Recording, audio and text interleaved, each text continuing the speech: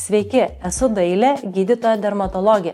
Šiame video atsakysiu į dažniausiai užduodamus klausimus apie Xellarederm gintaro rūgšties injekcijas. Kas yra Xellarederm gintaro rūgšties injekcijos? Tai injekcinė procedūra, dar kitaip vadinama redermalizacija, kurios metu į odą leidžiamos injekcijos, kurių sudėtyje yra hialurono ir gintaro rūgštis. Hialuronas intensyviai drėkina, o gintaro rūgštis veikia kaip antioksidantas, skatinantis odos regeneraciją. Kam ši procedūra skirta? Ji rekomenduojama esant sausai, papilkėjusiai ir elastingumą praradusiai odai, pastebėjus raukšles, pigmentaciją ar kitus odos senėjimo požymius. Gali būti taikoma veidui, kaklui, dekoltė ar rankoms. Kuo Xellarederm gintaro rūgšties injekcijos skiriasi nuo kitų injekcijų? Skirtumas tas, kad čia veikia dvigubas derinys – hialurono ir gintaro rūgštis. Tokia sinergija užtikrina stipresnį ir ilgiau išliekantį rezultatą. Kiek procedūrų reikia atlikti? Standartinis kursas 3 procedūros kas 2 savaitės. Pirmas efektas – drėgmė ir skaistumas pastebimas greitai, o stangrumas bei raukšlių sumažėjimas išryškėja per kelias savaitės. Vėliau rekomenduojamas palaikymas